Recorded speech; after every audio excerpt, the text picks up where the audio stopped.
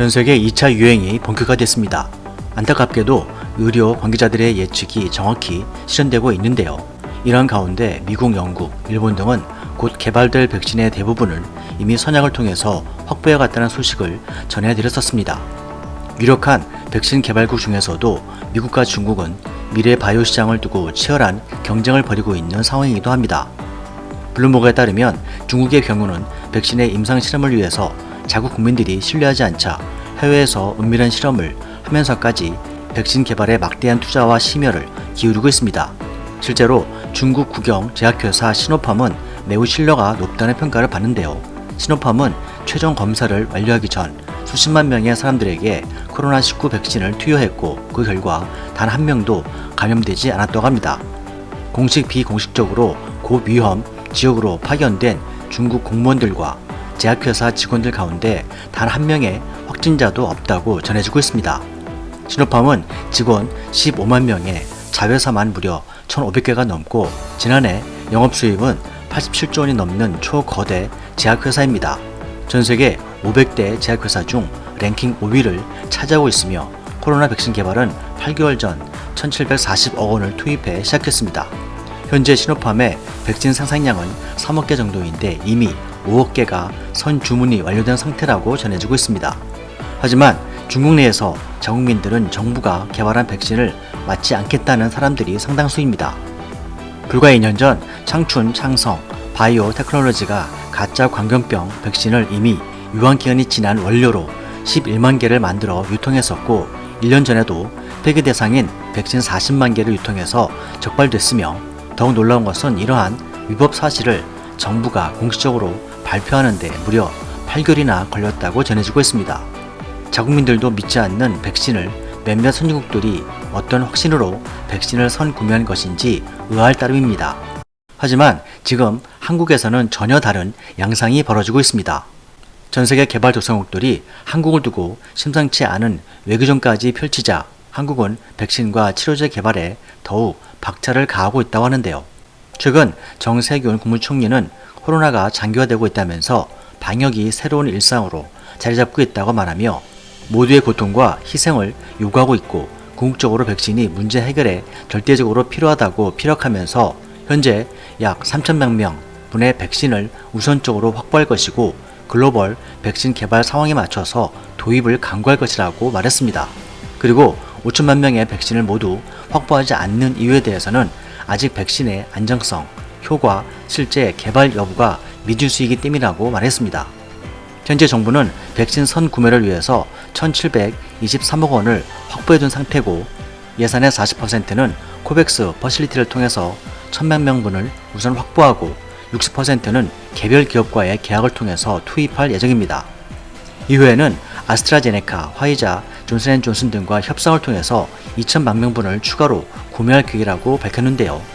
언론에 따르면 1단계로 3천만 명분 우선 확보의 또 다른 이유로는 우선 접종 대상자와 집단 면역 수준을 함께 고려했기 때문이며 집단 면역은 인구의 60에서 70%가 면역력을 확보해야 하기 때문에 최저 수준까지는 가야 국민들이 안심할 수 있다는 설명입니다. 즉, 백신 3천만 명분은 확보해서 접종해야 집단 면역이 형성될 수 있다는 것입니다. 또한 이렇듯 화이자, 존슨앤존슨 등 다수의 기업들과 동시다발적으로 협상하는 이유는 백신 종류가 다르기 때문에 조합해서 협상을 진행 중이라는 것이죠. 백신의 안정성과 유효성을 충분히 검토한 후 가격과 공급 시기 등을 고려해서 전문가 의견 수렴 등을 통해 구매를 결정하겠다는 것입니다. 이민태 보건복지부 보건산업정책국장은 외국보다 우리가 백신 선구매가 늦다는 평가는 동의하지 않는다면서 이미 우리는 SK바이오사이언스에서 외국의 개별 기업들과 국내 백신 생산, CMO, 즉 위탁생산 계약을 해놓았기 때문에 이를 통해서 2천만 명분 이상을 물량을 확보하는 것은 전혀 문제가 없다며 아스트라제네카, 노바백스 등과 백신 위탁생산 계약을 맺은 상태라고 밝혔습니다. 아울러 한국 정부는 중국 제약사 시노팜의 백신 개발도 외교 채널을 통해서 예의주시하고 있으며 효과와 안정성을 모니터링하고 있으며 시각지를 통해서 시노팜의 백신 효과와 안정성을 확인하고 있고 좋다고 판단된다면 선구매할 수 있도록 협의 채널을 가동할 예정이라고도 전했습니다. SK바이오사이언스의 경북 안동 공장 L하우스를 풀로 가동할 경우 백신 5억 회 분량을 생산할 수 있는 것으로 밝혀지고 있습니다. 정보통에 따르면 국제백신연구소 제롬 김 사무총장은 코백스의 목표는 2021년 말까지 백신 20억 회분을 생산할 것인데, 이것은 전 세계 20% 인구가 접종할 수 있는 물량으로 의사와 고령자가 우선 접종될 것이고, 이 물량 중 위탁 생산 또한 많을 것이라고 이야기합니다. 그런데 낮은 비용으로 효율적인 백신 생산 능력을 갖춘 첨단 기술의 회사가 경쟁력이 있는데, 이 부분에서 한국이 가장 앞서가고 있다고 합니다. 한국은 품질 좋은 백신을 저렴한 비용으로 대량으로 생산하는 것으로 세계적으로 유명하다는 것이죠. 이러한 정보가 전 세계의 보건 및 방역 당국에 빠르게 전해지자 2차 유행으로 백신의 필요성이 더욱 높아진 상황에서 각국의 움직임이 치열한 가운데 있습니다.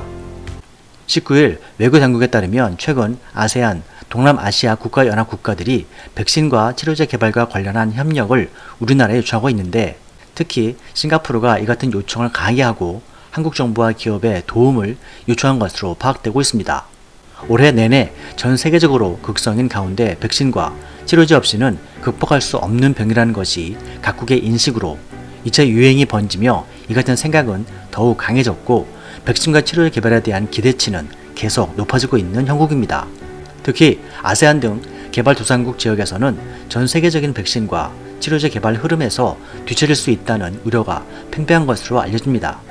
글로벌 치료제 개발 선두에 있는 미국과 영국 등이 자신들을 우선하지 않을 것이라는 우려를 하고 있다는 것이죠. 그렇다고 해서 중국이나 러시아의 백신을 믿고 사용할 수도 없는 분위기로 자연스럽게 한국에 관심을 갖게 됐다는 것입니다. 즉, 리더격인 국가와 제휴를 통해서 백신과 치료제를 확보하는 것이 국가적인 과제가 된 상황입니다. 현재 동남아시아와 중앙아시아 등 아세안 국가들의 현황을 보시면, 한때 방역 모범국이었던 싱가포르는 인구 564만 명 중에 확진자가 무려 5만 명을 돌파해서 인구 1%가 판정을 받았고, 필리핀은 16만 명, 인도네시아에서는 14만 명의 확진자를 기록하고 있으며, 말레이시아는 1만 명 이하로 양호한 편이라고 하지만 최근 중국보다 전염력이 10배 강한 변종이 나와서 큰 충격을 주었습니다. 개발도상국들이 한국을 주목하는 이유는 명백합니다.